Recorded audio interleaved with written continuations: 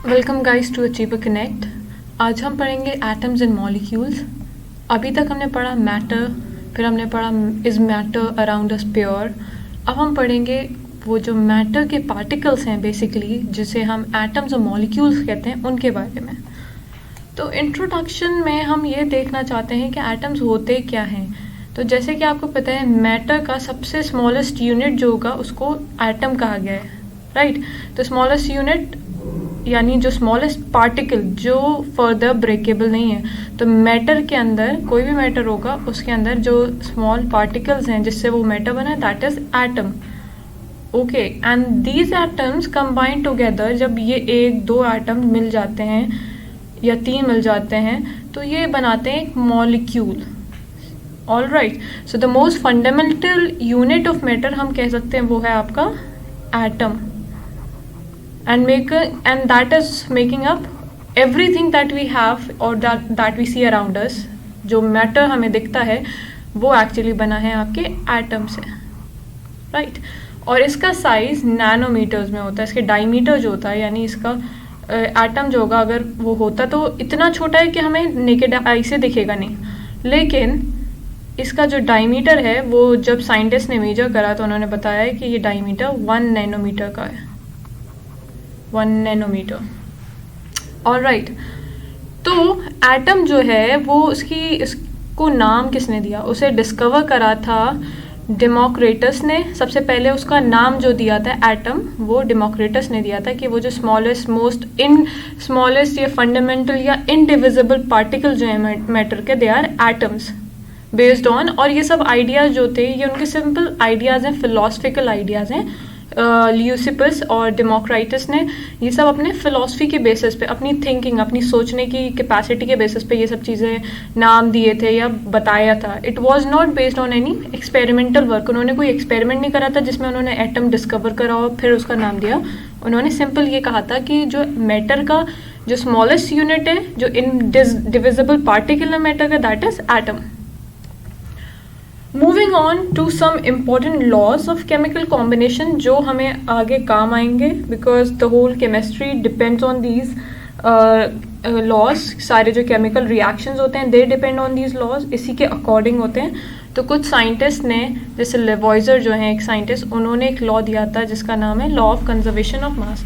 जैसे law of conservation of energy is commonly known, ऐसे law of conservation of mass जो है वो सेम लॉ है। इसमें भी ये कहा जाता है मास can neither be created nor be destroyed.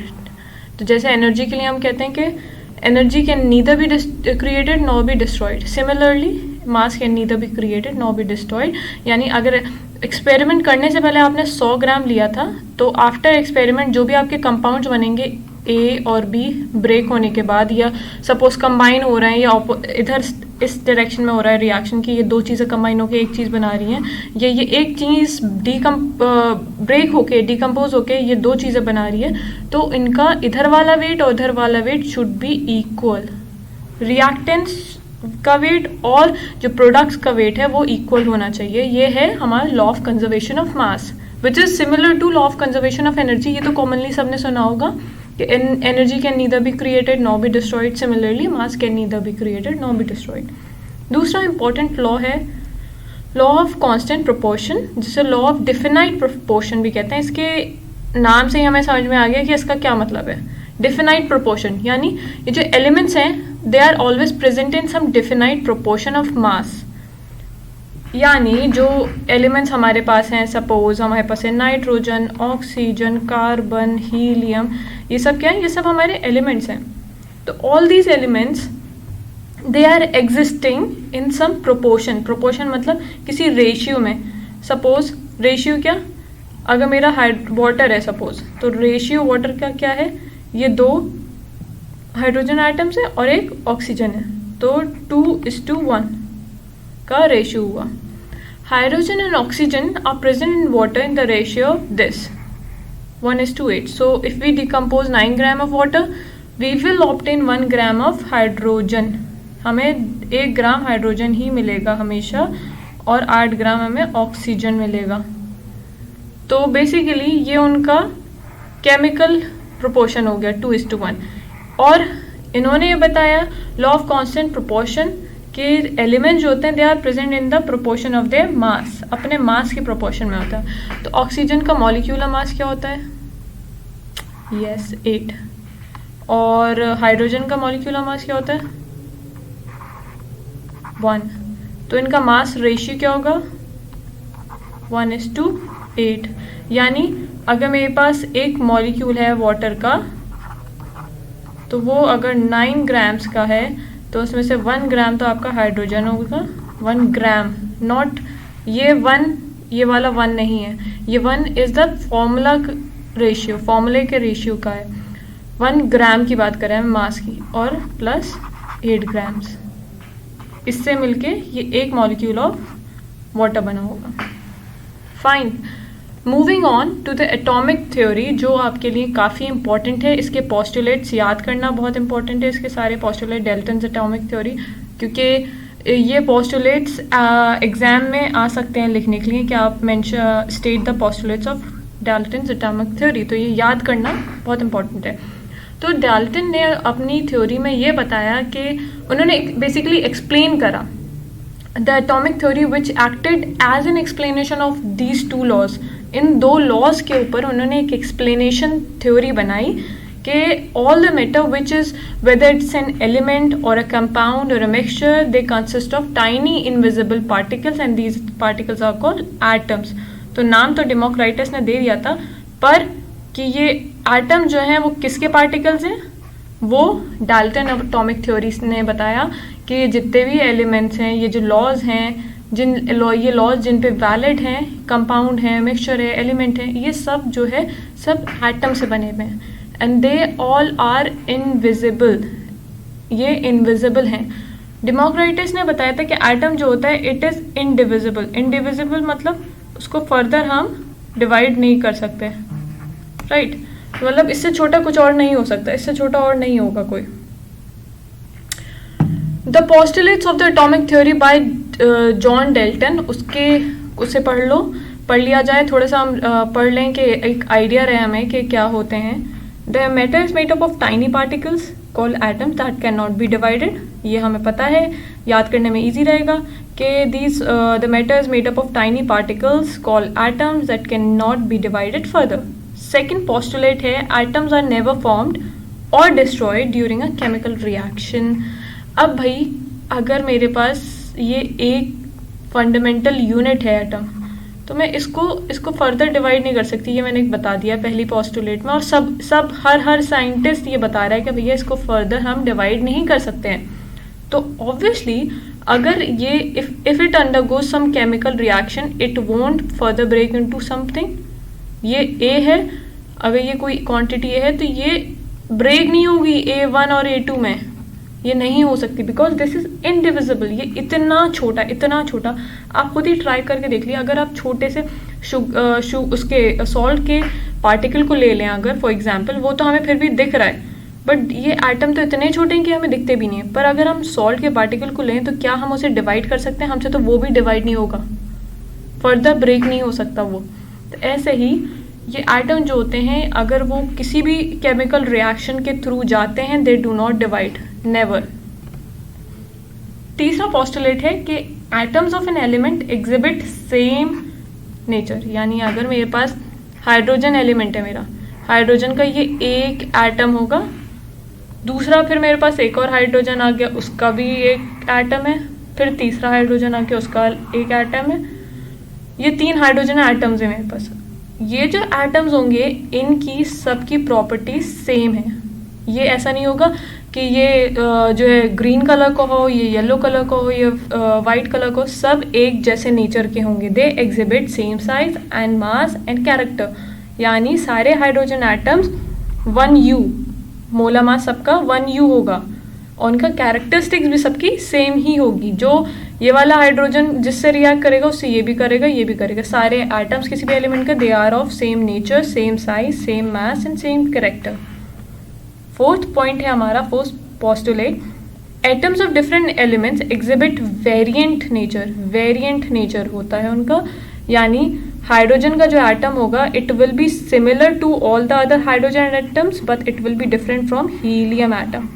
Helium atom का मास टू यू होगा, इसकी कैरेक्टरिस्टिक अलग होगी, हो सकता है ये किसी से रिएक्ट करे जिससे ये ना रिएक्ट करे, तो इसको हम कहते हैं कि उनका नेचर डिफरेंट है, क्योंकि ये किसी से रिएक्ट करे उससे ये नहीं रिएक्ट करा, तो इन दोनों का नेचर डिफरेंट है। कहते हैं ना कि भाई मेरी तो दोस्ती सबसे हो जाती है लेकिन इसकी नहीं होती मेरे दोस्त की, तो सबका नेचर अपना अपना अलग होता है, हर इंसान का नेचर अलग होता है, ऐसे ही हर एटम का नेचर अलग होता है। पांचवा पॉइंट है, पांचवा पोस्टुलेट है, atoms form compounds by combining in ratio of whole number. जैसे मैंने बताया ना कि हाइड्रोजन जो है H2O वो प्रेजेंट होता है 2:1 के रेशियो में, यानी 2 हाइड्रोजन एटम्स 1 ऑक्सीजन एटम, तो ये हो गया इनका होल नंबर का रेशियो कंपाउंड का। दिस इज वन कंपाउंड, ये कंपाउंड होता है, हमने पढ़ा था पहले वाले चैप्टर में कि एलिमेंट्स और कंपाउंड्स दो फॉर्म होते हैं, मैटर की दो कैटेगरीज होती हैं, एलिमेंट से मिलकर कंपाउंड्स बनते हैं, तो ये कंपाउंड है एक। अगर जैसे कार्बन डाइऑक्साइड, ये भी कंपाउंड है, इसमें कार्बन 1:2, ये रेशियो है इनका, इस कंपाउंड का, किसका, carbon is present in 2 ratio, इस 1:2 रेशियो में प्रेजेंट है कार्बन डाइऑक्साइड, कार्बन और ऑक्सीजन 1:2 के रेशियो में, जिसे हम कहते हैं कार्बन और ऑक्सीजन 1:2 के रेशियो में प्रेजेंट है, जो मैंने पिछली स्लाइड में बताया था कि ये इनका फॉर्मूले का रेशियो होता है, इनके कंपाउंड का रेशियो होता है, पर इनके वेट का रेशियो अलग होगा। कार्बन का वेट होता है 12 और ऑक्सीजन का वेट होता है 8, तो अगर हम इसका रेशियो निकालेंगे तो ये हो जाएगा 3:2, तो ये इनका मास रेशियो होगा। जो लॉ ऑफ कांस्टेंट मास, ये डेफिनाइट मास वाला कांस्टेंट प्रोपोर्शन या डेफिनाइट प्रोपोर्शन वाला जो लॉ है जो स्टेट करता है वो ये है। और यहाँ डाल्टन्स एटॉमिक थ्योरी में उन्होंने ये बताया कि जो कंपाउंड्स होते हैं they exist in some whole number ratios, whole number के रेशियोज में होता है, it is different from mass ratio. छठा पॉइंट है आपका, सिक्स्थ पोस्टुलेट ये है कि a compound contains a constant number and kinds of atoms. तो कोई कंपाउंड है उसके अंदर कांस्टेंट नंबर ऑफ एटम्स होंगे और डिफरेंट टाइप्स ऑफ एटम्स होंगे। कांस्टेंट क्या मतलब कि कार्बन और ऑक्सीजन है सपोज, तो कार्बन हमेशा 1 रहेगा, ऑक्सीजन हमेशा 2 रहेगा। ऐसा नहीं है कि एक कार्बन डाइऑक्साइड इसे कह देंगे और एक कार्बन डाइऑक्साइड इसे कह देंगे, ऐसा नहीं होता। कार्बन डाइऑक्साइड हमेशा CO2 को ही कहा जाएगा, राइट। तो they will always have 2 different kinds of atoms. कौन कौन से 2 काइंड्स ऑफ एटम होंगे, कार्बन और ऑक्सीजन, और इनका नंबर क्या होगा, वो एक ओनली 1 एटम होगा, इसके 2 एटम्स होंगे, तो ये हमेशा कांस्टेंट रहेगा और इनके काइंड्स ऑफ एटम भी कांस्टेंट रहेंगे। Alright, moving on to understand what is an atom. अब हमें ये देखना है, अभी तक हमने पढ़ा मैटर, मैटर किससे बना होता है, एटम से। अब एटम के बारे में हमें थोड़ा ज़्यादा अच्छे से जानना है। तो बेसिकली एटम जो होते हैं उनको हम बिल्डिंग ब्लॉक्स कहते हैं मैटर के। जैसे घर बनता है उसमें जो ईंटें होती हैं दे मेक योर हाउस, जो ब्रिक्स होती हैं they are making your house. Similarly हमारी बॉडी में सेल्स होते हैं, ह्यूमन बॉडी सेल से बनी होती है, और ऐसे ही मैटर जो है दुनिया भर में जितना मटेरियल है या मैटर कह लो वो सब बना होता है एटम से। It is the building block of matter, matter इससे बना है, ठीक है। इट इज़ द स्मॉलेस्ट या फंडामेंटल यूनिट कह सकते हैं मैटर की, क्योंकि जैसे हम सेल को कहते हैं fundamental unit of human body is cell, ऐसी एटम्स होते हैं fundamental unit of matter. And they possess properties of chemical element. जिस एलिमेंट में होंगे हर एलिमेंट की अपनी प्रॉपर्टीज अलग होती हैं, यानी हाइड्रोजन की प्रॉपर्टी अलग होगी, कार्बन की अलग, ऑक्सीजन की अलग, इनका सबका अपना एक एटम होगा, राइट। तो उसको हम कहते हैं कि हर एटम की प्रॉपर्टी, केमिकल प्रॉपर्टीज अलग होती हैं और फिजिकल प्रॉपर्टीज भी अलग होती हैं सब, हर एटम की। किसी का साइज बड़ा है, किसी का छोटा, कोई किस कलर का है, कोई हार्ड है, कोई गैसेस है, कोई सॉलिड है, तो सबकी फिजिकल केमिकल प्रॉपर्टीज अलग होती हैं हर एलिमेंट की। और साइज हमने अभी बताया कि इनके डायमीटर का साइज जो होता है वो होता है 10⁻⁹, ये हो गया नैनोमीटर्स में।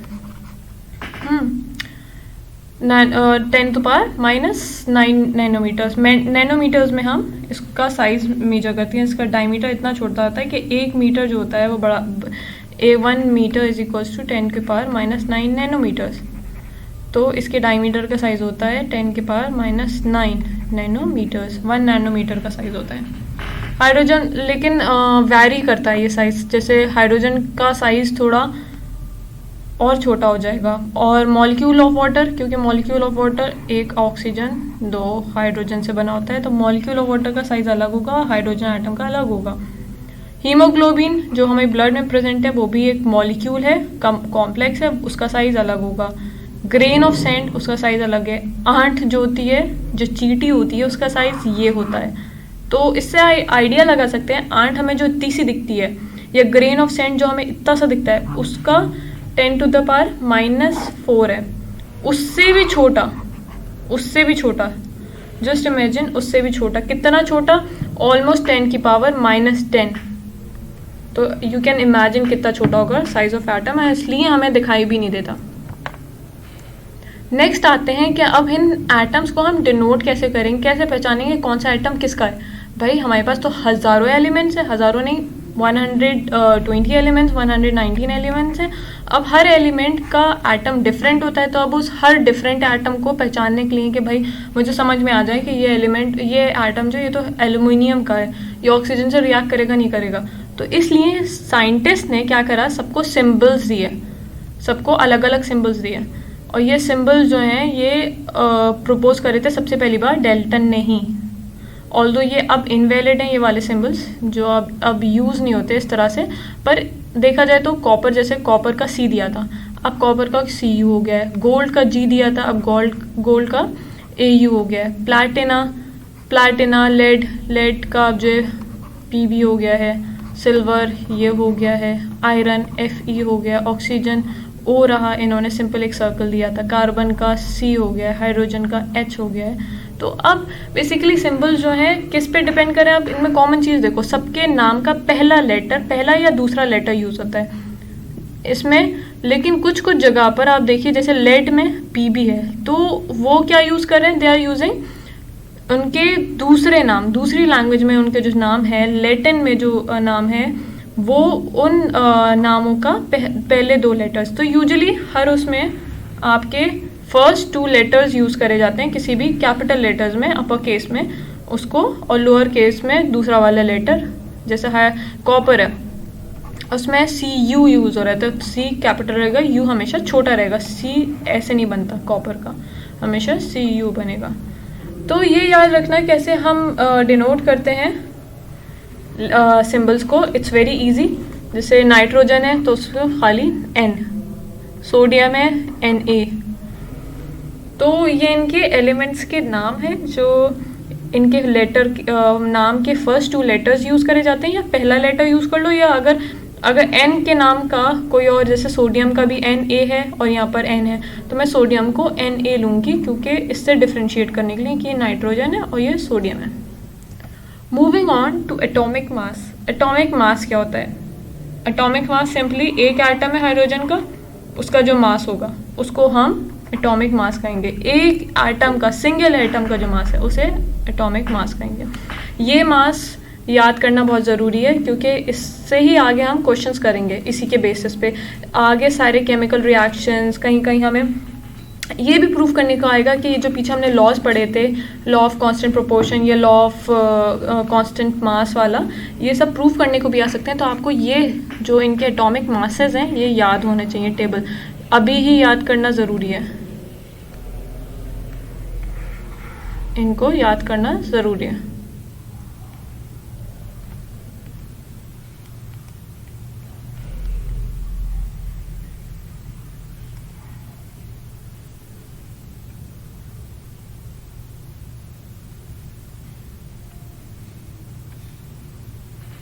Moving on to next slide which is about molecules. तो मॉलिक्यूल्स क्या होते हैं, मैंने पढ़ाया अभी कि एटम जब कंबाइन होते हैं तो वो बनाते हैं 2 या 2 से ज़्यादा एटम्स कंबाइन हो रहे हैं, तो समझो वो मॉलिक्यूल बना रहे हैं। यहाँ पर जैसे हमने देखा हीलियम है, वो सिंगल एटम का बना होता है। हीलियम दूसरे हीलियम एटम के साथ कंबाइन नहीं होगा, क्योंकि उसके अंदर कुछ ऐसी कैपेसिटी नहीं होती, उसके अंदर इतना अकोमोडेशन नहीं होता कि वो दूसरे आइटम को अकोमोडेट कर पाए। देख, अगर पीरियोडिक टेबल याद है तो पढ़ा होगा कि हीलियम सबसे पहले आता है, फिर हाइड्रोजन आता है, राइट।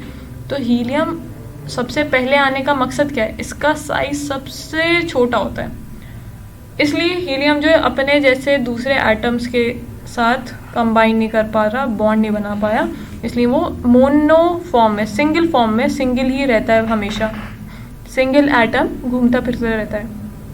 लेकिन यहाँ जब हम मूव करते हैं हाइड्रोजन पे, तो हाइड्रोजन तो एग्जिस्ट करता है इन डायटोमिक फॉर्म, यानी दो हाइड्रोजन एटम्स एक दूसरे के साथ मिलते हैं और एक फॉर्म बनाते हैं जिसको कहते हैं डाई एटम्स। ये सिंगल फॉर्म में ज़्यादा अनस्टेबल होंगे। सिंगल फॉर्म में क्या हो जाएगा इनके पास, क्योंकि हाइड्रोजन के पास एक एटम होता है, सिंपल एक इलेक्ट्रॉन होता है, और दूसरे हाइड्रोजन के पास भी एक इलेक्ट्रॉन होता है, तो वो अपने दोनों एक एक इलेक्ट्रॉन देकर एक दूसरे के साथ और बॉन्ड बना लेते हैं और डायटोमिक फॉर्म में प्रेजेंट होते हैं। ये अकेले अनस्टेबल होंगे, इसलिए एक साथ मिलके रहते हैं तो ज़्यादा इनका फ़ायदा होता है। लेकिन ऐसे ही यहाँ पर तीन atoms, 3 atoms they combine to form water molecules. ये भी एक एग्जाम्पल है मॉलिक्यूल का, ये भी मॉलिक्यूल है, ये भी मॉलिक्यूल है। इसमें बस डिफरेंस क्या है कि यहाँ ऑक्सीजन और हाइड्रोजन, 2 हाइड्रोजन के एक ऑक्सीजन, यानी यहाँ पर डिफरेंट टाइप हो गया एटम का। अभी तक एक टाइप था, हाइड्रोजन हाइड्रोजन कंबाइन हो रहे थे, अब यहाँ ऑक्सीजन हाइड्रोजन और ऑक्सीजन हाइड्रोजन 2 बॉन्ड्स बन रहे हैं। तो there is combination of bonding of 2 different types of atoms. अब हम पढ़ते हैं थोड़ी सी इनकी प्रॉपर्टीज़ के बारे में कि मॉलिक्यूल्स की प्रॉपर्टी क्या है। प्रॉपर्टी सिंपल ये है कि मॉलिक्यूल भी smallest particle of a substance होता है that can exist independently and shows all the properties of that substance. यानी कि हाइड्रोजन जो है, this water molecule is the smallest particle of water. अगर ग्लास में पानी रखा है तो वाटर जो है उसमें H2O का जो मॉलिक्यूल होगा वो इसका सबसे स्मॉलेस्ट यूनिट होगा, पार्टिकल होगा, वो इसका बिल्डिंग ब्लॉक हो जाएगा। अब यहाँ पर अभी तक मैटर का बिल्डिंग ब्लॉक क्या था, एटम। एटम जुड़ के बनाते हैं सब्सटेंस का बिल्डिंग ब्लॉक, हमें जो दिख पाए, ताकि क्योंकि they are so small so they have to combine with each other, ताकि वो हमारी आईज को दिख पाए, we can see them through naked eyes, right. And also they are independent, मतलब वो इंडिपेंडेंटली एग्जिस्ट कर पाते हैं, उनको कोई दिक्कत नहीं है, वो आराम से अपने आप बिना किसी सपोर्ट के, उन्हें कोई एक्सटर्नल सपोर्ट फोर्स कुछ नहीं चाहिए, वो इंडिपेंडेंटली एग्जिस्ट कर लेते हैं। And atoms of same elements और different elements they can bind together to form molecules. तो हम जैसे इसमें एग्जाम्पल देखा कि यहाँ पर 2 सेम एलिमेंट्स कंबाइन हो रहे थे, 2, ये एटम हाइड्रोजन का, इसका एटम हाइड्रोजन का सेम होगा, ये दोनों सेम कंबाइन हो रहे थे एक दूसरे के साथ, बनाया H2 मॉलिक्यूल। यहाँ पर 2 डिफरेंट एटम्स कंबाइन हो रहे हैं, कौन सा, एक हाइड्रोजन एक ऑक्सीजन कंबाइन हो रहा है, इधर भी एक हाइड्रोजन एक ऑक्सीजन कंबाइन हो रहा है, दोनों कंबाइन होगी क्या बना रहे हैं, एक मॉलिक्यूल बना रहे हैं। तो देयर इज, यहाँ पर इस केस में कॉम्बिनेशन है 2 डिफरेंट टाइप्स ऑफ एटम्स, यहाँ पर कॉम्बिनेशन है सिमिलर टाइप्स ऑफ एटम, तो there is no boundation. Molecule same type के एटम से भी बन सकता है और डिफरेंट टाइप के एटम से भी बन सकता है। Let's discuss what are the atomicities of these molecules. Atomicity का मतलब होता है कि ये एटम्स किस नंबर में एक दूसरे के साथ कंबाइन हो रहे हैं टू फॉर्म अ मॉलिक्यूल। जैसे पिछले एग्जाम्पल में हम देखा कि हीलियम जो होता है वो सिंगल रहता है, उसे सिंगली अकेले रहना पसंद है, वो किसी के साथ कंबाइन नहीं करता। ऐसे एटम्स को जो सिंगल रहते हैं उनको हम कहते हैं मोनो एटॉमिक, ये हमेशा अकेले अकेले घूमेंगे। जैसे argon is also 1 mono atom, they are present in single form. दूसरे यहीं पर आते हैं डायटोमिक, डाई मतलब 2, मोनो मतलब 1, तो इससे ही हमें समझ में आ गया मोनो मतलब 1 एटम, डाई मतलब 2 एटम्स, ट्राई मतलब 3 एटम्स, टेट्रा मतलब 4 एटम्स। सिंपल इनके एग्जाम्पल्स याद कर लो, इनका मतलब क्या है ये तो इनके नाम से ही समझ में आ गया। When there are 4 atoms in a molecule तो उसको हम टेट्रा एटॉमिक कहेंगे। इसका एग्जाम्पल हो गया P4। देखो इस तरह से इस फॉर्म में प्रेजेंट होता है, this form, they are connected and they form a molecule. Okay, polyatomic, when an element comprises of more than 2 atoms तो उसको हम पॉलीएटॉमिक कहते हैं। बहुत सारे ऐसे एलिमेंट्स हैं जो, जैसे मैंने कहा था ना कि हाइड्रोजन अकेला जो है अनस्टेबल है, तो वो क्या करता है दूसरे हाइड्रोजन के साथ कंबाइन करता है और अपना रहने के लिए जगह शेयर कर लेता है कि भाई तुम भी रह लो मैं भी रह लूँ, हम दोनों शेयर कर लेंगे, it will be easy for us. लेकिन कुछ आइटम्स ऐसे होते हैं जिन्हें जो सिर्फ दो को नहीं, वो कई सारे अपने जैसे आइटम्स के साथ बॉन्ड बना सकते हैं। उसमें सबसे कॉमन एग्जांपल है सल्फर का। सल्फर जो है बहुत सारे अपने जैसे सल्फर आइटम्स के साथ बॉन्ड बना सकता है। तो वो एस, इसमें देखो जैसे हमने काउंट करा 1 2 3 4 5 6 7 8, एस 8 फॉर्म में, एस 6 फॉर्म में भी प्रेजेंट होता है। तो it can form more than 2 atoms. तो जितने भी एटम्स होंगे उस किसी मॉलिक्यूल में, अगर वो 2 से ज़्यादा हैं तो उन सबको हम पॉली एटॉमिक कहते हैं। तो ये सब जो है आपके पॉली एटॉमिक में आते हैं। लेकिन टेट्रा तक हमने नाम दिया है। टेट्रा के बाद जितने होंगे उनको हम कोई नाम नहीं देंगे, हम सिंपली उन्हें पॉली एटॉमिक कहेंगे। ओके, ये एग्जाम्पल्स याद कर लेना, क्योंकि ये एग्जाम्पल्स याद करेंगे अगर तो हो सकता है एमसीक्यूज में आ सकता है ये वाला क्वेश्चन कि सल्फर किस फॉर्म में एग्जिस्ट करता है, इज इट पॉली एटॉमिक या फोस्फोरस टेट्रा एटॉमिक है, ट्राई एटॉमिक है, डाई एटॉमिक है। तो ये याद कर लेना सब। मॉलिक्यूल्स कंपाउंड के, इसके बारे में हमने अभी पढ़ा कि मॉलिक्यूल जो होते हैं किसी भी कंपाउंड के, वो बने होते हैं एटम्स के ऑफ डिफरेंट एलिमेंट्स, है ना। कंपाउंड हमने मैटर को जो कैटेगरी दी थी मैटर को, वो यही तो दी थी, एक था एलिमेंट, प्योर मैटर प्योर में, और दूसरा था कंपाउंड, ये प्योर फॉर्म ऑफ मैटर है। इम्प्योर में आ जाते हैं मिक्सचर। तो एलिमेंट तो हो गया आपका एक एटम, हाइड्रोजन का, ऑक्सीजन का, कार्बन का, है ना, सिंपल ये एक एटम हो गए। या हाइड्रोजन तो दो मॉलिक्यूल से 2 एटम से मिलके बना होता है। तो ये आपका एलिमेंट्स हो गए। तो एलिमेंट जब एक दूसरे के साथ कंबाइन करते हैं, जैसे ये कंबाइन कर रहे हैं, तो हम बनाते हैं मॉलिक्यूल। और ये मॉलिक्यूल्स जो होते हैं they constitute of atoms of different elements that combine in a fix proportion. जब कंपाउंड हम तब कहते हैं उन्हें जब ये एटम्स अपने अलावा किसी दूसरे, यानी अभी हाइड्रोजन तो हाइड्रोजन से ही बॉन्ड कर रहा है, अब अगर ये हाइड्रोजन फ्लोरीन से बॉन्ड बनाएगा तब हम कहेंगे कि ये कंपाउंड बन रहा है, इट्स मेकिंग अ कंपाउंड। तो मॉलिक्यूल्स ऑफ कंपाउंड के जो मॉलिक्यूल्स होते हैं they are made up of 2 different, यानी atoms of different elements that combine together in a fix proportion. For example water का सबसे क्लासिक एग्जाम्पल है, वाटर कंबाइन करता है हाइड्रोजन से और एक ऑक्सीजन एटम मिलता है इसमें। और भी बहुत सारे एग्जाम्पल्स हैं, जैसे अमोनिया, इसमें जो होता है आपका नाइट्रोजन जो है वो कंबाइन करता है 3 हाइड्रोजन एटम से, इस तरह से। और ये 3 हाइड्रोजन एटम जो होते हैं, इसका एटम अलग नेचर का है और इसका एटम अलग होगा। तो obviously there are 2 different types of atoms, एक नाइट्रोजन एटम, एक हाइड्रोजन एटम, तो उसको हम कहेंगे compound. Carbon dioxide is another example. HCl आपका अलग एग्जाम्पल है, जैसे मैंने HF दिया वैसे HCl, 2 different types of atoms are combining here. Similarly nitric acid में आपके पास 3 डिफरेंट एटम्स है, एक ऑक्सीजन हो गया, एक हाइड्रोजन हो गया और एक नाइट्रोजन और 3 oxygen. So there are 3 different types of atoms that are combining to form a compound. Similarly sulphuric acid में 2 हाइड्रोजन हो गए, एक सल्फर हो गया, 4 ऑक्सीजन हो गए। तो मतलब कहने का इसमें आपको इस टेबल से आपको ये समझ में आना चाहिए कि they are combining in various numbers, पर ये प्रोपोर्शन इनकी फिक्स रहेगी। ये जो सल्फ्यूरिक एसिड जो है, हाइड्रोजन और सल्फर H हमेशा दूर रहेंगे, सल्फर 1 रहेगा और ऑक्सीजन हमेशा 4 रहेंगे। तो ये प्रोपोर्शन जो है, जो फॉर्मूले वाली प्रोपोर्शन जो मैंने पिछली स्लाइड में बताई कि दे आर कंबाइनिंग, जो डाल्टन ने अपनी पोस्टुलेट में कहा था, they combine in fixed ratio of whole numbers. तो बेसिकली कंपाउंड जो होंगे उनका जो रेशियो रहेगा वो हमेशा सेम रहेगा। ऐसा नहीं है कि लैब में जो सल्फ्यूरिक एसिड रखा है वो तो इस फॉर्मूले का हो, लेकिन जो घर पे हमने सल्फ्यूरिक एसिड मंगवाया वो ये फॉर्मूला हो, ऐसा नहीं होगा। हमेशा जब 2 हाइड्रोजन कंबाइन करेंगे, एक सल्फर और 4 ऑक्सीजन से, तभी आपका सल्फ्यूरिक एसिड बन पाएगा। क्लियर?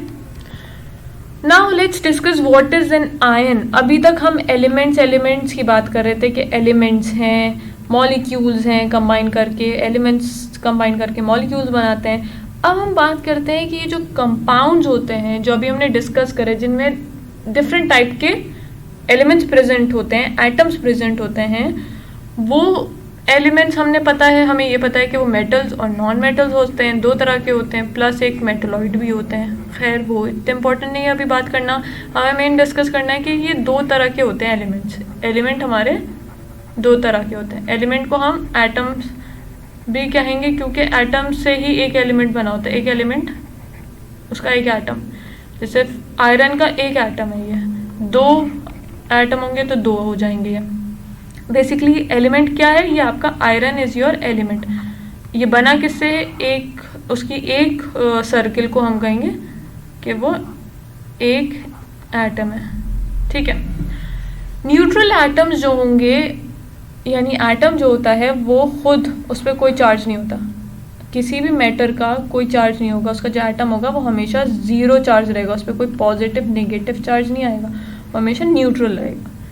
लेकिन जब हम इन कंपाउंड्स को ब्रेक करते हैं, यानी अगर सपोज मैंने H2O को ब्रेक करा, ये मेरा कंपाउंड है, उसको ब्रेक करा, इसको जब ब्रेक करूँगी तो एक पार्ट इसका पॉजिटिव होगा, एक पार्ट पॉजिटिव होगा और एक पार्ट नेगेटिव होगा। तो पॉजिटिव पार्ट जो होगा बेसिकली कैसे होगा, अगर सपोज मेरे पास ये ऑक्सीजन है और ये बॉन्ड टूट रहा है, ये बॉन्ड टूटेंगे तो एक पार्ट जो नेगेटिव हो जाएगा, एक पॉजिटिव हो जाएगा, एक नेगेटिव हो जाएगा, पॉजिटिव हो जाएगा। तो ये जो पॉजिटिव वाला पार्ट है इसको हम कहते हैं केटायन, और जो ये नेगेटिव वाला पार्ट होगा इसको हम कहते हैं एनायन।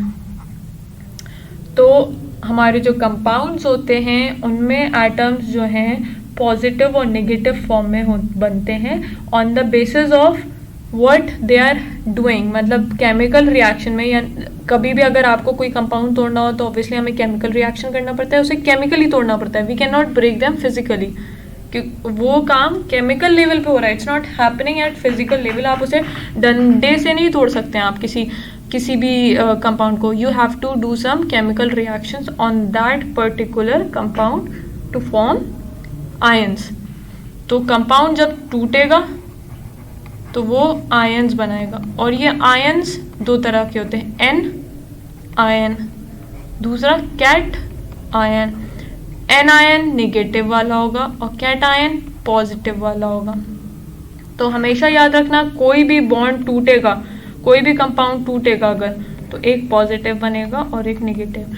ये पॉजिटिव और नेगेटिव कैसे डिसाइड करेंगे कि कौन सा पॉजिटिव बनेगा कौन सा नेगेटिव, वो डिपेंड करता है कि ये जो आपका एटम टूट रहा है, ये बॉन्ड जो टूट रहा है, इसमें ये जो एटम है ये इस बॉन्ड के इलेक्ट्रॉन्स लेकर जाएगा या देकर जाएगा। अगर वो लेकर जाएगा, अगर वो उससे बॉन्ड के इलेक्ट्रॉन छीन लेता है, इतना पावरफुल है कि इस बॉन्ड के इलेक्ट्रॉन छीन लेगा, तो वो गेन कर रहा है इलेक्ट्रॉन्स, तो उसको हम चार्ज देंगे नेगेटिव, क्योंकि उसने इलेक्ट्रॉन ले लिए। इलेक्ट्रॉन्स हैव नेगेटिव चार्ज, तो ऑब्वियसली जिसके पास इलेक्ट्रॉन होगा वो नेगेटिव होगा। और जिसने अपने इलेक्ट्रॉन दे दिए कि भाई मैं तो कमज़ोर हूँ, मैं कैसे रख पाऊंगा, उसने छीन लिया जोर ज़बरदस्ती से, इसके पास कुछ नहीं रह गया, ये खाली है। तो भाई जो अच्छा बंदा था, बेचारा था, वो पॉजिटिव हो गया, और जिसने छीने थे, जो आपका गून था, वो नेगेटिव हो गया। यानी जो विलेन था वो नेगेटिव होगा, जिसने छीन लिए बॉन्ड में से इलेक्ट्रॉन, और जिसने दे दिए चुपचाप वो था आपका हीरो, पॉजिटिव केटायन। ठीक है, let's move on to how to make chemical formula. मतलब बेसिकली अभी हमने ये जो आयंस पढ़े हैं ये इसलिए पढ़े क्योंकि हमें ये देखना है कि अब हम इससे केमिकल फॉर्मूला कैसे बना सकते हैं। तो मैंने बताया केटायंस होते हैं और एनायंस होते हैं, 2 तरह के ही आयंस होते हैं। सारे एलिमेंट्स 2 फॉर्म में ही एग्जिस्ट करेंगे पीरियोडिक टेबल में। जितने एलिमेंट्स हैं they exist in either positive और नेगेटिव फॉर्म। तो नेगेटिव फॉर्म वाले जो होते हैं उन्हें हम एनायंस कहते हैं, और पॉजिटिव फॉर्म वाले जो होते हैं वो केटायंस कहते हैं। तो केटायंस हमारे पास ये सारे एलिमेंट्स हैं, ये सारे वो एलिमेंट्स हैं जो वीक हैं and they will give up there electron. वो अपने इलेक्ट्रॉन छोड़ के भाग जाएंगे, दे देंगे कि भैया मैं लड़ाई झगड़ा नहीं कर रहा, तुम ले जाओ। तो ये वीक इलेक्ट्रॉन्स हैं। और यहाँ पर ये जो हैं जितने ये वाले इलेक्ट्रॉन्स हैं, यानी जितने ये वाले एटम्स हैं, सॉरी, ये एटम्स क्या करेंगे, ये छीन लेंगे। They are good at snatching, ये छीन लेंगे आपके atoms and they will run away by snatching your atoms. इन सारे एटम से अगर ये एक दूसरे के साथ बॉन्डिंग में हैं, अगर ये एक दूसरे के साथ घर में रह रहे हैं, तो ये जो होंगे ये इसके सारे इलेक्ट्रॉन्स लेके भाग जाएगा और जितने इलेक्ट्रॉन लेगा वो उतना उसके ऊपर चार्ज आ जाएगा बेसिकली। ठीक है, ये जितने इलेक्ट्रॉन लूज करेगा, जितने पैसे लूज करेगा उतने उसके ऊपर चार्ज आ जाएगा। 2 इलेक्ट्रॉन दिए तो 2+, 3 इलेक्ट्रॉन दिए तो 3+। यहाँ पर इसने 1 इलेक्ट्रॉन लिया इस पूरे मॉलिक्यूल ने तो वो 1- आया। यहाँ पर इस ऑक्सीजन 2 इलेक्ट्रॉन्स लेगा तो उसके पास 2- आया। अब बात करते हैं कैसे डिसाइड हुआ कि कौन 2 ले रहा है, कौन 1 ले रहा है, कौन 4 ले रहा है। यहाँ आती है कॉन्सेप्ट ऑफ वैलेंसी। वैलेंसी का कॉन्सेप्ट आता है।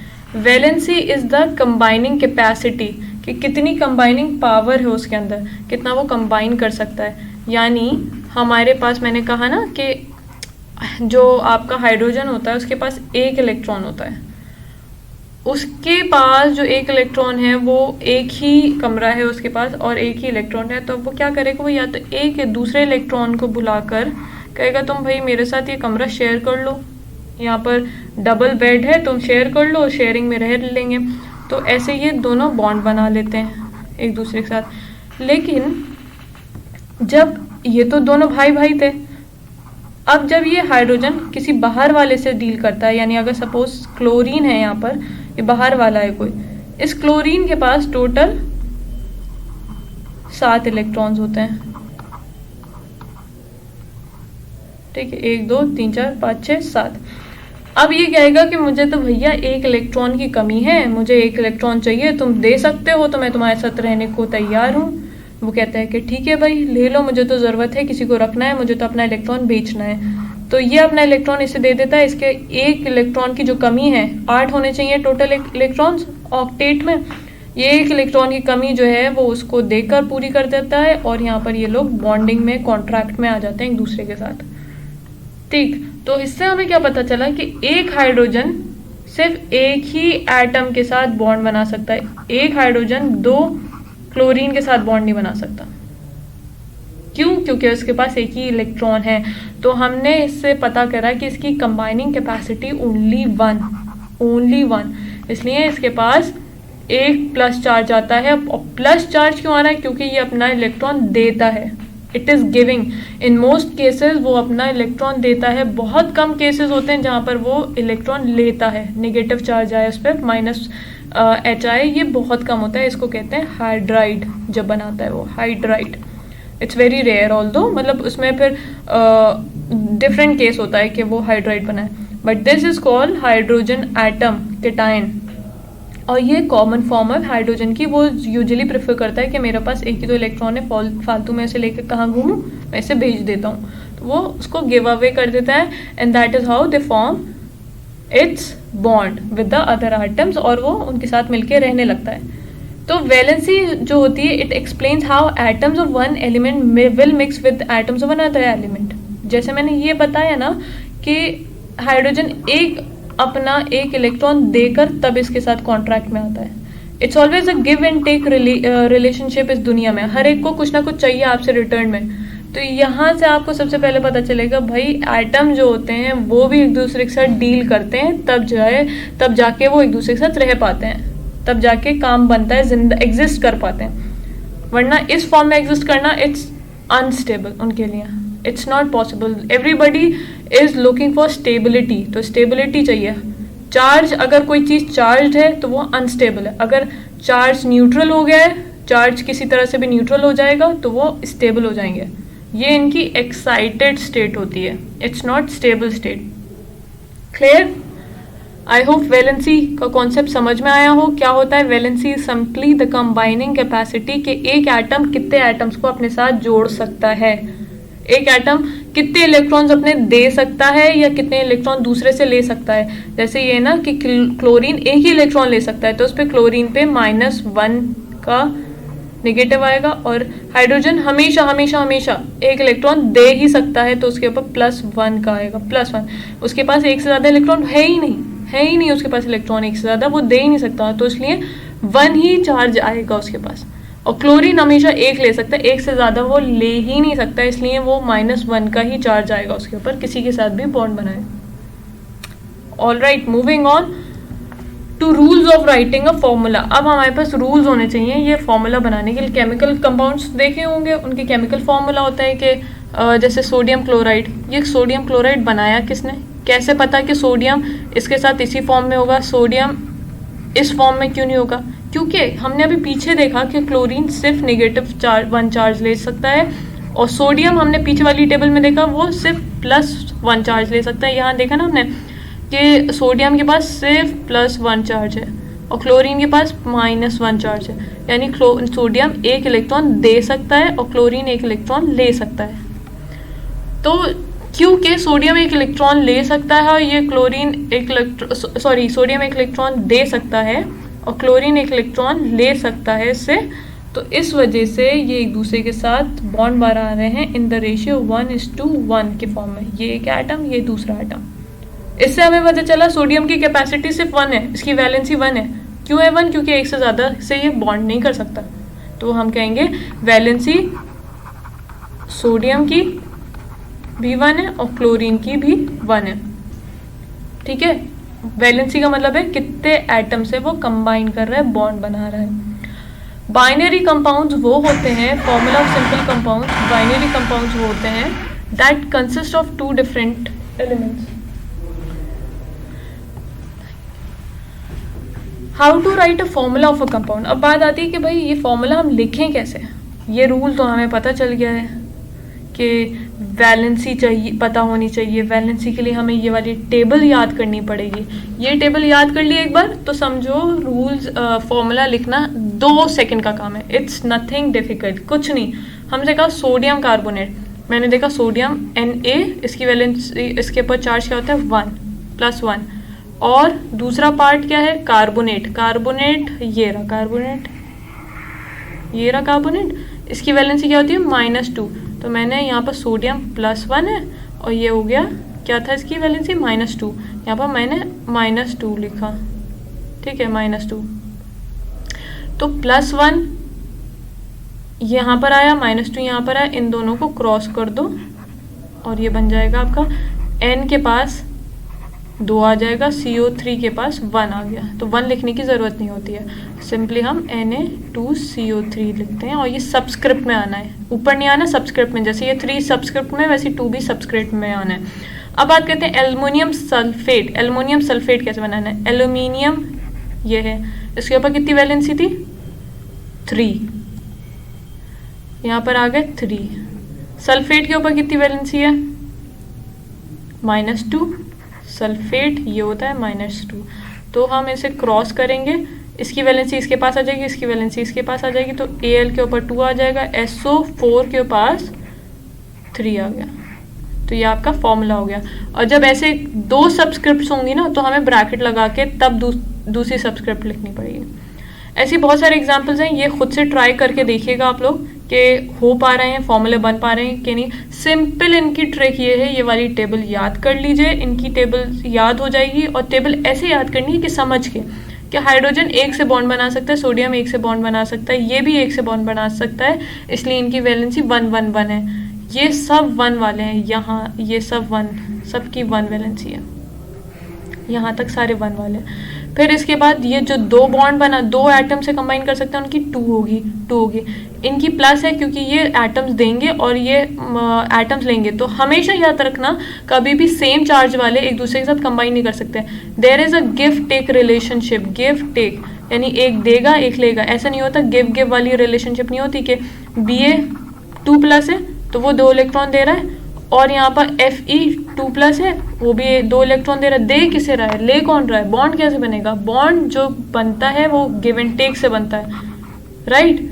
तो there is always a need of cation and anion to form a compound. हमेशा पॉजिटिव नेगेटिव के साथ ही कंबाइन होगा। क्यों, क्योंकि एक दे रहा है और दूसरा ले रहा है उसका इलेक्ट्रॉन। अब बात करते हैं how to write a formula. उसके कुछ रूल्स हैं। सबसे पहले आप सिंबल्स लिख दीजिए। किसकी बात हो रही है, सोडियम कार्बोनेट की बात हो रही है, तो मैंने सबसे पहले सोडियम का सिंबल ये लिखा, कार्बोनेट का सिंबल ये लिखा। फिर उनकी वैलेंसीज लिखी है। सोडियम की वैलेंसी है +1, इसकी वैलेंसी है -2 एलिमेंट्स की। फिर cross over the valencies, simple उनकी वैलेंसीज क्रॉस कर दो। Na पर 2 आ जाएगा, CO3 पे 1 आ जाएगा। 1 लिखने की ज़रूरत नहीं होती। आई होप ये बहुत इजी कॉन्सेप्ट था, समझ आ गया हो, और इसके क्वेश्चंस प्रैक्टिस करिएगा। ये क्वेश्चंस प्रैक्टिस करेंगे तो और क्लियर हो जाएंगी चीज़ें। इजी है, बहुत कुछ नहीं है इसमें। अब बात करते हैं मॉलिक्यूलर मास। अभी हमने एटॉमिक मास की बात करी थी, है ना। एटॉमिक मास, एटॉमिक मास मतलब मेरे पास हाइड्रोजन है, इसका जो मास होगा, एक एटम है, एक एटम का मास क्या होगा, वो ये होगा। अब बात करते हैं मॉलिक्यूल्स के लेवल पे, क्योंकि अभी तक हम कंपाउंड से डिस्कस कर रहे थे कि यहाँ पर हाइड्रोजन, ऑक्सीजन, हाइड्रोजन, तीन आपके 3 atoms are there, 3 atoms are there, 1 2 3। तो अब इनका मॉलिक्यूलर मास होगा कुछ ना, ये एक पूरे मॉलिक्यूल का कुछ मास होगा। ये तो एक एटम का मास हो गया, एक एटम का मास हो गया, एक एटम का मास हो गया, वो हमें पता है। कैसे पता है? हमने पिछली अभी टेबल देखी थी जिसमें एटॉमिक मास की टेबल देखी थी, उसमें हमें इन सारे बेसिक एलिमेंट्स का मास हमें पता था। तो मॉलिक्यूलर मास कैसे पता करेंगे? Simple addition of all the atomic masses. Atomic mass of hydrogen हमें पता है ये होता है, एटॉमिक मास ऑफ ऑक्सीजन हमें पता है 16 होता है। तो हम क्या करेंगे, हमारे पास फॉर्मूला क्या है, H2O। तो कितने हाइड्रोजन आइटम्स हैं? 2। तो कितने क्या मास होगा, एटॉमिक मास क्या है, उससे मल्टीप्लाई करेंगे प्लस 16 जो ऑक्सीजन का मास है। तो ये क्या हो गया, 18U। तो आपके हाइड्रोजन मॉलिक्यूल का मॉलिक्यूलर मास 18U आ गया। सिंपल, कुछ नहीं करना। सपोज यहाँ पर आपके पास HNO3 का एग्जाम्पल दिया है, तो उसको कैसे करेंगे? हाइड्रोजन का एटॉमिक मास 1U, नाइट्रोजन का एटॉमिक मास 14U। कितने ऑक्सीजन है? 3। एक ऑक्सीजन का क्या होता है?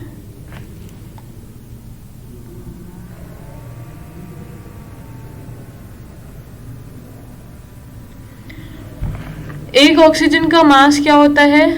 16। तो हमारे पास 3 ऑक्सीजन है, 16 + 16 + 16। सिंपल हम इसको ऐसे भी तो लिख सकते हैं, 1 + 14 + 3 × 16। तो हमारे पास आ गया 63U।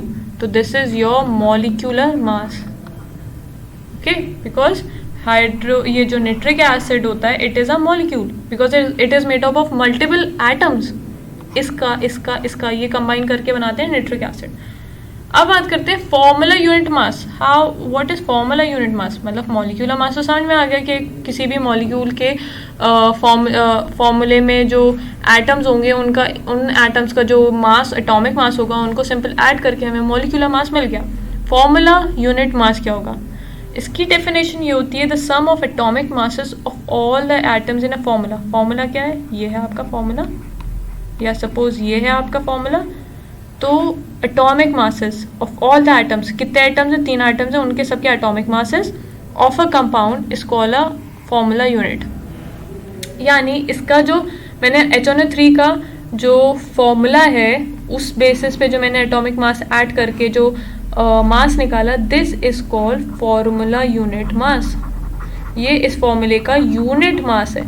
यानी हाइड्रोजन वाटर मॉलिक्यूल का जो एक मॉलिक्यूल होगा, that one molecule is 18U, और ये हजारों ऐसे मॉलिक्यूल से वाटर मिलके बनता है। तो formula unit mass is use in case of substances that constitute ions. ये हम तब यूज करते हैं जब हमारा सब्सटेंस जो है it is made up of ion. जैसे for example sodium chloride. Sodium chloride जो है वो सोडियम का एक एटम प्लस क्लोरीन का एक एटम, इसका एटॉमिक मास ये होता है। तो इनका फॉर्मूला यूनिट मास ये निकल के आया। तो हमारा एटॉमिक मास कैलकुलेट याद रखना पड़ेगा। उस एटॉमिक मास को याद रख के हम मॉलिक्यूलर मास या फॉर्मूला यूनिट मास कैलकुलेट करेंगे। It is nothing, formula unit mass is nothing, just the mass of the compound in case when the constituent ions are involved. जब हम आयंस के फॉर्म में बात कर रहे हैं तब हम उसको फॉर्मूला यूनिट मास कह देते हैं। Otherwise everything is called molecular mass. Simple terms में मॉलिक्यूलर मास कहेंगे। मोल कॉन्सेप्ट एक इम्पॉर्टेंट कॉन्सेप्ट है। मोल कॉन्सेप्ट जो अभी पढ़ोगे वो पूरे 11-12 तक सेम कॉन्सेप्ट अप्लाई करना है हर जगह, हर जगह पे। तो कैसे मोल कॉन्सेप्ट होता क्या है? कुछ तो आइडिया होगा कि मोल कॉन्सेप्ट का मतलब क्या है। बेसिकली इससे समझने से पहले हम एक चीज़ डिस्कस करें आगे वाली स्लाइड में कि मोल है क्या। मोल जो है एक साइंटिस्ट ने डिस्कवर करा था, ये वर्ड मोल। इस वर्ड का मतलब होता है हीप, यानी ढेर, किसी चीज़ का ढेर लगा हुआ है। इसलिए हम सब समझते हैं कि भाई अगर कोई सब्सटेंस है उसका जब ढेर लगा हुआ होगा तो हम उसे कहेंगे ये मोल है, मोल ऑफ एटम्स है या मोल ऑफ मॉलिक्यूल्स है। तो जब एटम्स और मॉलिक्यूल एक जगह ढेर बना के बैठे होंगे कहीं पर, कहीं एटम्स और मॉलिक्यूल्स का ढेर होगा तो उसको कहेंगे हम मोल ऑफ मॉलिक्यूल्स और mole of heap of molecules और एटम्स, उसे कहेंगे मोल। तो मोल जो होता है it is a numerical quantity that has mass equal to the atomic mass और molecule mass of the species. Mole एक आपकी न्यूमेरिकल क्वांटिटी है। आपको इसकी क्वांटिटी पता होनी चाहिए। जैसे हमें बताया ना यहाँ पर 18 हम कहते हैं 1 डजन बनाना, 1 डजन में क्या मतलब 12 बनानाज होंगे आपके, तो ये आपको क्वांटिटी पता है इसकी। तो ऐसे ही मोल जो होते हैं वो न्यूमेरिकल क्वांटिटी होती है कि कितने आपके पास एटम्स हैं इस हीप में। Moles is a quantity, simple आपकी क्वांटिटी है कि कितने एटम्स या मॉलिक्यूल्स प्रेजेंट हैं, वो निकालने की एक न्यूमेरिकल क्वांटिटी है। जैसे कहते हैं ना 1 डजन केला तो 12 केले होंगे उसमें, तो that is your numerical quantity of your atoms and molecules present in that one heap। एक ढेर में कितने molecules या atoms है वो कैलकुलेट करेंगे हम, मोल वैल्यू होगी उसकी। अब एक मोल किसके बराबर होता है? मोल जो होता है, हमारे एक साइंटिस्ट आए थे भाई, इन्होंने ये बताया कि एवोगैड्रोस कांस्टेंट दिया केमिस्ट्री को। एवोगैड्रो कांस्टेंट जो होता है वो बराबर होता है 6^6.022 इंटू 10^23। यानी एक मोल में, एक ढेर ऑफ एटम्स या मॉलिक्यूल्स में इतने नंबर ऑफ पार्टिकल्स होंगे, इतने एटम्स होंगे उसके अंदर, इतने एटम्स, आयंस या मॉलिक्यूल्स होंगे। कोई भी एक ढेर है, उस ढेर में एक मोल, अगर मैं कह रही हूँ कि एक मोल है, जैसे मैंने कहा था 1 डजन है तो 12 बनाना होंगे। एक मोल है तो मैं समझ जाऊंगी इसमें 6 × 10⁻23 पार्टिकल्स हैं। पार्टिकल्स कौन कौन से हो सकते हैं? पार्टिकल्स आपके एटम्स भी हो सकते हैं, मॉलिक्यूल्स भी हो सकते हैं, आयंस भी हो सकते हैं, कुछ भी हो सकते हैं पार्टिकल्स। फाइन। तो Avogadro number it's a constant, इसकी वैल्यू हमेशा यही रहती है, ये चेंज नहीं होती। और मास ऑफ 1 मोल, एक मोल सब्सटेंस का, अब मास बताओ। जैसे मैं कहूँगी कि एक बनाना का मास जो है मेरे पास है 10 ग्राम्स, तो मेरे पास 1 डजन बनाना का कितना मास होगा? तो मैं सिंपली क्या करूँगी, 12 इंटू 10 ग्राम्स कर दूंगी, तो मेरे पास आ जाएगा 120 ग्राम। तो ये मेरे पास 1 डजन बनाना का वेट आ गया, वेट है ये 120 ग्राम्स, राइट। तो अब तुमसे ये अगर पूछा जाए एक मोल किसी भी सब्सटेंस का, एक मोल है, उस सब्सटेंस में 3 तरह की चीज़ हो सकती है ना, एटम्स भी हो सकते हैं, आयंस भी हो सकते हैं और मॉलिक्यूल्स भी हो सकते हैं। तो एक मोल कोई सब्सटेंस है, एक मोल का मतलब कोई भी सब्सटेंस है, 1 किलो है सपोज, जैसे मैं कह रही हूँ 1 किलो शुगर है, ऐसे ही हम कहते हैं 1 मोल सब्सटेंस है कोई, जब हम एटॉमिक लेवल पे बात कर रहे होते हैं। तो 1 मोल सब्सटेंस है मेरे पास, it is the same as that its atomic mass और molecular mass expressed in grams. तो हम सिंपली ग्राम्स में डिनोट करते हैं या डिस्क्राइब करते हैं उसके मास को। यानी 1 मोल का अगर हमें बताना हो तो इट इज सिंपली सिमिलर या equal to the molecular mass या एटॉमिक मास, या अगर एटम्स का बना है तो एटॉमिक मास होगा, अगर मॉलिक्यूल है वो एक तो मॉलिक्यूलर मास इन ग्राम्स, ग्राम की क्वांटिटी में, मतलब ग्राम यूनिट यूज करेंगे। तो ये चीज़ it's nothing difficult, it's nothing different, it's simply what कि 1 मोल आपके पास है तो 1 मोल आपका बराबर होगा molecular mass of that compound या एटॉमिक मास, क्योंकि हो सकता है एक ही एटम हो तो उसका जो मास होगा वो 1 मोल का भी मास वो सिमिलर ही होगा 2 ग्राम्स। हीलियम का जो एटॉमिक मास होता है वो 2U होता है, तो उसके 1 मोल का मास भी 2U ही होगा। अगर वाटर की बात करें तो वाटर का मॉलिक्यूलर मास अभी हमने पिछले उसमें 18U निकाला था, तो उसके 1 मोल का मास भी सिंपल 18 ग्राम होगा। Clear? The mass of 1 mole of a particular substance is fixed. ये भी चीज़ जानना बहुत ज़रूरी है कि अगर मेरे पास कोई सब्सटेंस है, यानी suppose water is a substance, उसका जो मोल का 1 मोल का जो मास होगा यानी 18 ग्राम जो होगा वो हमेशा फिक्स रहेगा। यानी चाहे आप टैप वाटर लें या फिर आप सी वाटर लें, जो वाटर होगा 1 मोल वाटर अगर आप ले रहे हैं तो उस 1 मोल का वो वेट 18 ग्राम ही रहेगा। It won't change. Alright, does not depend on the source. Mass जो रहेगा 1 मोल का वो हमेशा फिक्स्ड है।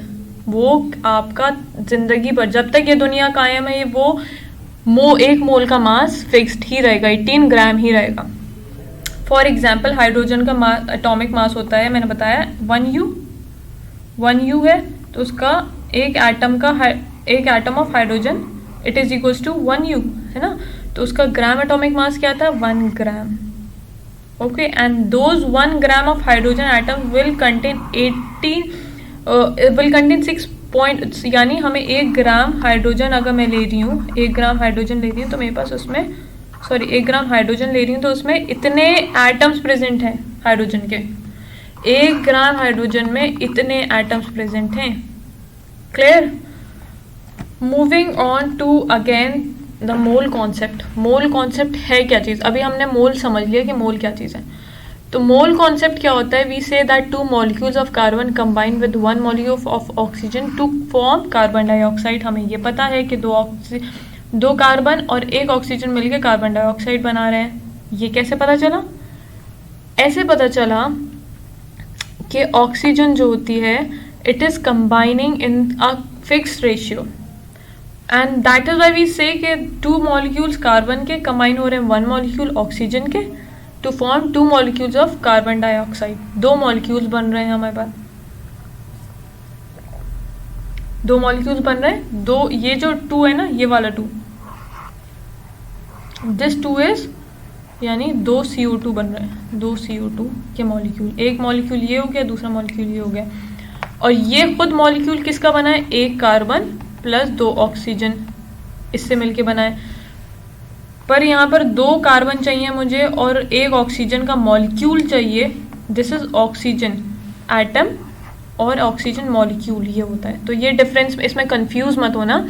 यहाँ मैं बात कर रही हूँ इस पर्टिकुलर कार्बन डाइऑक्साइड मॉलिक्यूल की। ये कार्बन डाइऑक्साइड मॉलिक्यूल बना है 2 एटम्स ऑफ ऑक्सीजन के से और 1 कार्बन एटम से। लेकिन यहाँ जो हम बात कर रहे हैं this is your oxygen molecule, यानी ये ऑलरेडी O2 है, 2 ऑक्सीजन्स हैं यहाँ पर ऑलरेडी। तो एक मॉलिक्यूल बनता है ऑक्सीजन का विद 2 एटम्स ऑफ ऑक्सीजन, और कार्बन डाइऑक्साइड के 2 एटम्स हम यूज कर रहे हैं, कंबाइन कर रहे हैं एक मॉलिक्यूल से 2 कार्बन एटम्स। ये कार्बन एटम है, तो 2 कार्बन एटम चाहिए कंबाइन करने के लिए एक मॉलिक्यूल ये एक मॉलिक्यूल है टू फॉर्म 1 मॉलिक्यूल, यानी 2 मॉलिक्यूल्स ऑफ कार्बन डाइऑक्साइड बनाने के लिए। ठीक है, तो इससे हम कह सकते हैं 24U of carbon molecules combined with 32U of oxygen molecules to form 56U of carbon dioxide. ये कैसे कहा? एक कार्बन का कितना होता है मास? 12 इंटू 2 यानी 24U। कार्बन इतना वेट, कार्बन का इतना वेट कंबाइन करा हमने किससे? एक ऑक्सीजन का क्या मास होता है? 16। तो क्योंकि एक मॉलिक्यूल ऑफ ऑक्सीजन जो होता है वो O2 से बना होता है। O2 यानी 2 ऑक्सीजन यानी 16 + 16, तो वो क्या हो गया? दैट इज योर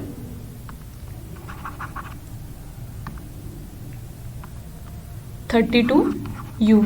32 + 24 मिलके बनाते हैं 56U। ये 56 किसका मास आ गया? कार्बन डाइऑक्साइड का। कार्बन डाइऑक्साइड का अगर मास कैलकुलेट करोगे तो क्या आएगा? 12 + 2 इंटू, सॉरी यहाँ पर 2 भी तो लगा हुआ है, तो यहाँ का 2 इंटू प्लस इसका 2 इंटू 16 आ गया आपका 56। तो this is your mass of, या आप कह सकते हैं weight of this carbon dioxide. ठीक है, तो therefore we can characterize the quantity of a substance. हमने किसी सब्सटेंस की क्वांटिटी को कैरेक्टराइज कर दिया उसके मास से, कि उसकी कैरेक्टरिस्टिक मास है ये, यानी कार्बन डाइऑक्साइड का characteristic mass 56 U of carbon molecules हैं। हम सिंपली उसके नंबर ऑफ मॉलिक्यूल्स के बेसिस पे उसका मास कैरेक्टराइज कर रहे हैं, यानी a chemical equation directly indicates a number of molecules participating in the reaction. ये जो आपके पास केमिकल रिएक्शन हो रहा था, इससे हमें क्या पता चल, हमने फौरन देखते पता कर लिया दो कार्बन के एटम्स हैं और एक ऑक्सीजन का मॉलिक्यूल है, नॉट एटम, और वो दो कार्बन एक मॉलिक्यूल ऑफ ऑक्सीजन कंबाइन करके दो मॉलिक्यूल्स ऑफ कार्बन डाइऑक्साइड बना रहे हैं। हवा में तो मिलियंस ऑफ कार्बन, ऐसे हवा में, एयर में तो हजारों, मिलियंस में नॉट हजारों, मिलियंस में कार्बन डाइऑक्साइड के मॉलिक्यूल्स प्रेजेंट होंगे।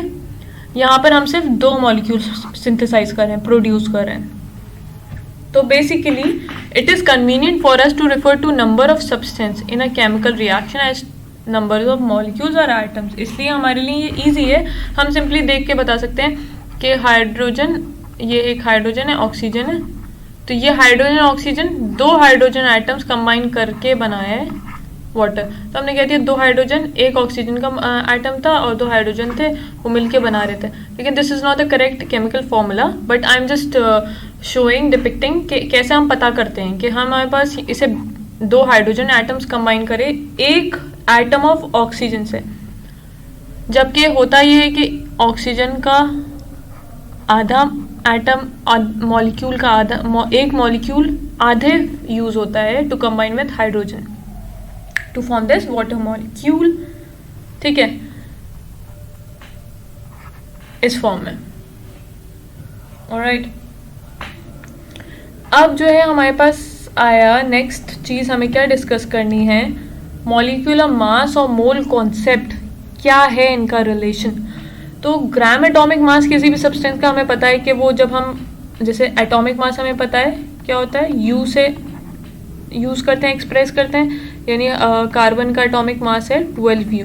फिर जब मैं उसे ग्राम्स में लिख लूँगी तो उसे कहूँगी ग्राम एटॉमिक मास।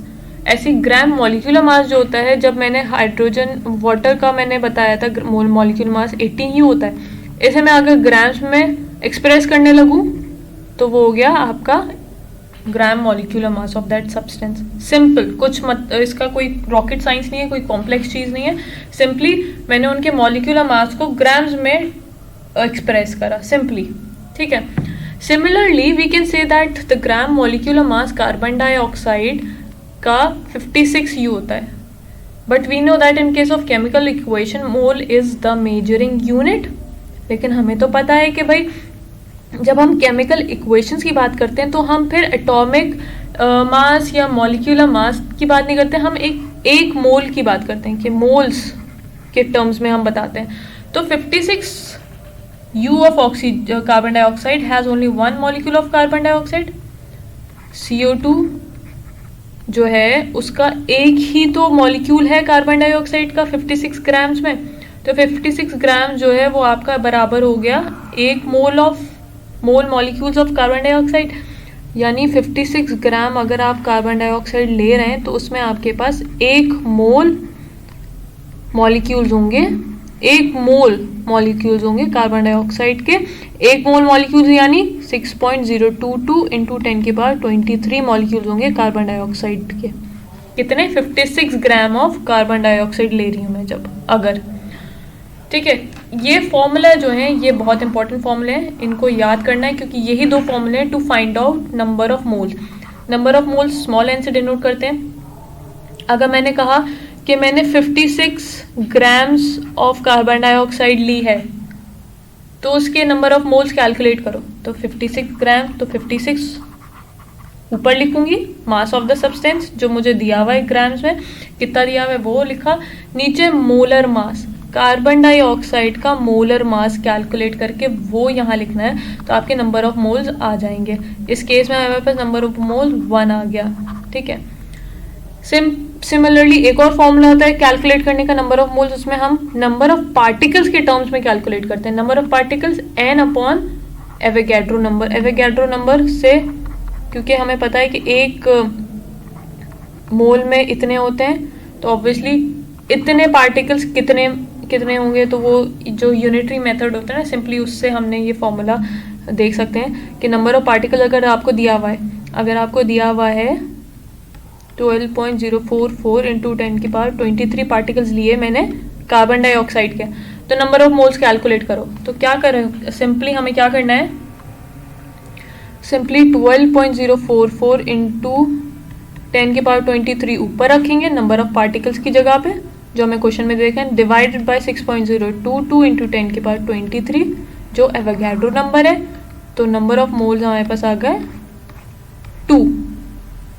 ठीक, ये सिंपल हमारा फॉर्मूला है। ये दोनों फॉर्मूले याद करने ज़रूरी हैं और डिनोट हम नंबर ऑफ मोल्स के एन से करते हैं। एक फॉर्मूला आपका small M upon capital M, दूसरा फॉर्मूला हो गया capital N upon N naught. Molecular mass और मोल कॉन्सेप्ट की एक टेबल जो एनसीईआरटी में दे रखी है, उससे बहुत अच्छे से क्लियरली हमें समझ में आ जाना चाहिए कि एक मोल ऑफ कार्बन एटम जो होंगे वो 12 ग्राम के होंगे एक मोल, और उसमें इतने 6.022 एटम्स प्रेजेंट होंगे। तो अगर आपसे बात करी जाए कहीं भी एक मोल ऑक्सीजन एटम्स, तो समझ जाइएगा उसमें 16 ग्राम ऑक्सीजन है और उसमें 6.022 पार्टिकल्स होंगे ऑक्सीजन के। ठीक है, ऐसी 1 मोल हाइड्रोजन एटम का मतलब हो गया 1 ग्राम हाइड्रोजन है और उसमें इतने पार्टिकल्स हैं हाइड्रोजन के। तो 1 mole of any particle, 1 mole of any atom, molecule और आयन, उसका जो मास होगा in grams and the number of particles will be this. तो यहाँ पर मास आया, यहाँ पर नंबर ऑफ पार्टिकल्स। तो ये चीज़ हमें पता होनी चाहिए। 1 मोल मॉलिक्यूल्स होंगे, उसका मतलब है मॉलिक्यूलर मास उस सब्सटेंस का, सपोज जैसे कार्बन डाइऑक्साइड 56U है, तो मॉलिक्यूलर मास क्या हो गया 56 ग्राम उसका। 1 मोल कार्बन डाइऑक्साइड अगर मैं ले रही हूँ तो उसका मतलब है उसका मॉलिक्यूलर मास है 56 ग्राम और उसके अंदर पार्टिकल्स होंगे इतने नंबर ऑफ मॉलिक्यूल्स, इतने नंबर ऑफ मॉलिक्यूल्स हैं कार्बन डाइऑक्साइड की इतनी गैस में। कितनी गैस में? 56 ग्राम गैस लिए, उसको हम कहते हैं 56 ग्राम्स कह सकते हो या 1 मोल ऑफ CO2 भी कह सकते हो, दोनों सिमिलर चीज़ें। So guys let's discuss some questions, क्योंकि क्वेश्चंस करने से ज़्यादा अच्छे से डाउट्स क्लियर होंगे इस चैप्टर के बारे में। तो पहला क्वेश्चन है the mass of 1 molecule of methane. एक molecule of methane, molecule of methane यानी एक मॉलिक्यूल ऑफ मीथेन, तो ये हो गया CH4। इस मीथेन का एक मॉलिक्यूल जो होगा 1 मॉलिक्यूल, उसका मास निकालना है, यानी सिंगल मॉलिक्यूल ऑफ मीथेन। ठीक है, तो पहले तो हम देख लें 1 मोल का, पहले हम ये देख लें हम क्या निकाल सकते हैं, इसका मॉलिक्यूलर मास निकालते हैं। पहले तो मॉलिक्यूलर मास निकालते हैं। मॉलिक्यूलर मास निकालने के लिए क्या करना होगा, carbon into 1 plus 4 into hydrogen. तो कार्बन का एटॉमिक मास क्या है 12 इंटू 1 प्लस 4 इंटू 1, तो ये आ गया 16U या 16 ग्राम। अब हमें ये पता है 1 मोल जो है मीथेन का वो होता है 16 ग्राम। उन्होंने पूछा एक मॉलिक्यूल यानी 16 ग्राम जो है वो 1 मोल है, और 1 मोल में इतने मॉलिक्यूल्स होते हैं। ये सिंगल मॉलिक्यूल तो नहीं है, ये तो इतने सारे मॉलिक्यूल्स हैं इतने ग्राम में। हमें चाहिए सिर्फ एक मॉलिक्यूल का मास, तो 6.022 हम यूनिटरी मेथड यूज़ करेंगे कि इतने मॉलिक्यूल्स का मास इतना है अगर, तो एक मॉलिक्यूल का मास कितना होगा, सिंपल 16 अपॉन 6.022 इंटू 10⁻23। आपका आंसर आ जाएगा 2.66 इंटू 10⁻⁻23 ग्राम्स, यानी आंसर इज डी। सॉल्यूशन देख लेते हैं। सेम ऐसे ही सॉल्यूशन करा है जो मैंने बताया है। आई होप ये वाला समझ में आया हो कि कैसे होना है। सिंपल यूनिटरी मेथड, पहले आपने एक मोल का मास निकाल लिया। ये जो मॉलिक्यूलर मास होता है वो 1 मोल का होता है। मैंने अभी पिछले उसमें स्लाइड्स में डिस्कस करा कि एक मॉलिक्यूलर मास जो आप निकालते हैं वो एक्चुअली 1 मोल का मास होता है, और 1 मोल जो होता है उसमें इतने मॉलिक्यूल होते हैं। राइट। और जो उसका मॉलिक्यूलर मास होता है उतना ग्राम होता है वो प्रेजेंट मॉलिक्यूलर मास के बराबर। तो इतने मॉलिक्यूल्स अगर हैं इतने ग्राम में, तो एक मॉलिक्यूल का वेट कैसे कितना होगा वो हमने कैलकुलेट कर लिया और सिंपल हमारे पास आंसर आ गया D. Clear? Let's move on to the next question which is the number of particles in 8 gram of oxygen. अब आपको नंबर ऑफ पार्टिकल्स निकालने हैं इसमें भी, लेकिन 8 ग्राम है। 8 ग्राम यानी एक ऑक्सीजन जो होता है उसका मॉलिक्यूलर मास क्या होगा? ऑक्सीजन मॉलिक्यूल का मास होगा 2 × 16 यानी 32 ग्राम्स, राइट। इसका आंसर कैसे कैलकुलेट करेंगे? जैसे पहले करा कि 32 ग्राम जो हैं उसमें 6.022 10 की पावर 23 पार्टिकल्स होंगे। तो फिर 8 ग्राम में कितने पार्टिकल्स होंगे? पहले तो हम ये चेक कर लेते ना कि यूनिटरी मेथड से अगर करते हैं तो हम क्या करते हैं कि 32 ग्राम कितने पार्टिकल्स हैं, तो 1 ग्राम में कितने पार्टिकल्स होंगे? 6.022 × 10⁻23 डिवाइडेड बाय 32। तो 8 ग्राम में कितने होंगे? सिंपल 6.022 × 10⁻23 डिवाइडेड बाय 32 × 8 ग्राम। तो हमारे पास आंसर निकल के आ जाता है D. Your correct answer is D, right. और ये तरीका जो है सेम है जो इसमें बताया वही मैंने बताया, सिंपल मैंने थोड़ा एक्सप्लेन कर दिया है, इसमें कॉम्पैक्ट फॉर्म में है। देख सकते हैं ये वाला तरीका भी अपना और पढ़ सकते हैं एक बार इसे देखकर भी। बहरहाल moving on to the third question, and the third question is how many moles of 3.6 gram of water will contain. कितने मोल्स? हमें नंबर ऑफ मोल्स निकालना है। नंबर ऑफ मोल्स का फॉर्मूला क्या है? मास, गिवन मास जो गिवन है divide by molecular mass. दूसरा फॉर्मूला है number of particles given upon Avogadro number. नीचे वाली चीज़ें हमें नोन होंगी पहले से क्योंकि हमने याद कर रखी हैं, ये तो हमें पता ही है कांस्टेंट वैल्यू, ये हमें कैलकुलेट कर लेते हैं by the given atomic masses जो हमने याद कर रखे हैं। बात करें वाटर की, तो वाटर की मॉलिक्यूलर मास क्या था जो हमने अभी निकाला? 18U। कैसे? 2 × 1 प्लस ये ऑक्सीजन के कितने एटम्स हैं? 16 ग्राम, तो क्या हो गया? 18 ग्राम। तो आपके पास गिवन मास क्या है? 3.6 डिवाइडेड बाय इसका मॉलिक्यूलर मास 18 ग्राम, तो आपका आंसर आ जाएगा 0.2 A. This is your answer. Same technique से करा है सॉल्व से, इसका कोई और तरीका है भी नहीं। सिंपली आपको नंबर ऑफ मोल्स निकालना है using this formula n/n upon M। Simple ये वाला फॉर्मूला। इसमें गिवन मास हमारा ये हो गया और मॉलिक्यूलर मास हमारा 18 ग्राम जो हमें खुद कैलकुलेट करना है। आपका फोर्थ क्वेश्चन है according to the law of constant proportion in ammonia nitrogen and hydrogen are always present in ratio बताना है नाइट्रोजन एंड हाइड्रोजन का। अमोनिया का फॉर्मूला क्या होता है? NH3।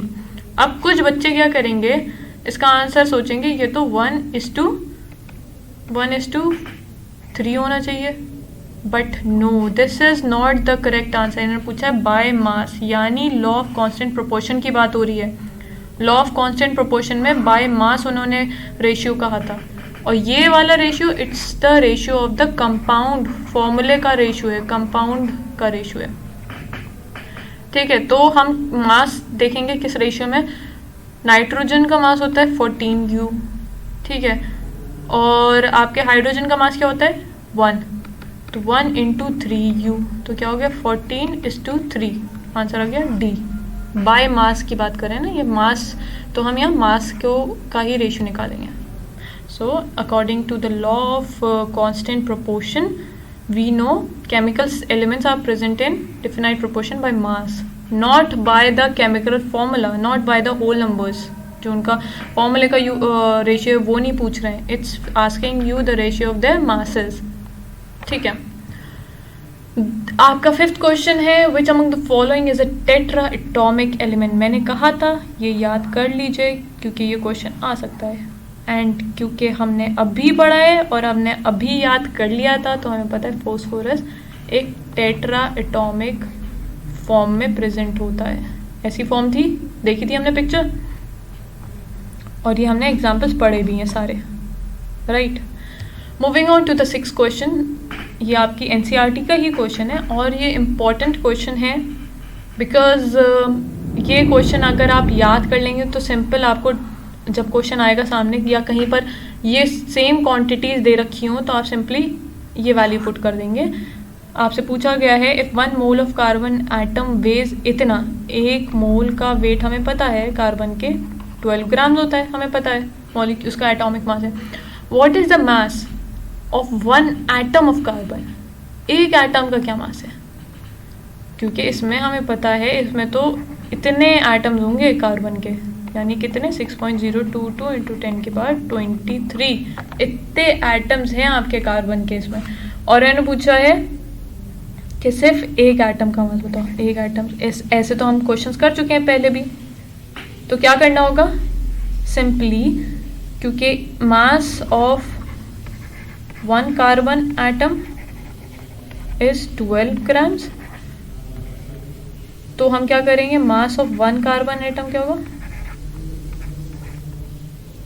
डिवाइडेड बाय, मतलब मास ऑफ मॉलिक्यूलर मास जो है आपका वो हमारे पास 12 ग्राम है, तो मास ऑफ 1 कार्बन आइटम क्या हो गया 12 बाय 6.022 इंटू 10 की पावर 23। यह आपका सोल्यूशन ये रहा एंड योर आंसर इज 2। ये ऑलमोस्ट इक्वल टू 2 हो गया, इसको हम 2 ले सकते हैं। 1.99 इज ऑलमोस्ट इक्वल्स टू 2.0 10 की पावर माइनस 23, तो आपका आंसर है सी। क्लियर? इसको 2 हमने कैलकुलेट करा तो ये 2 के बराबर हो गया ना। क्लियर? आई होप आपके डाउट्स क्लियर हुए हों इस क्वेश्चंस करके क्वेश्चन वाले सेशन में, एंड आई होप आपको ये चैप्टर समझ में आया हो। Thank you for watching and hope to connect soon.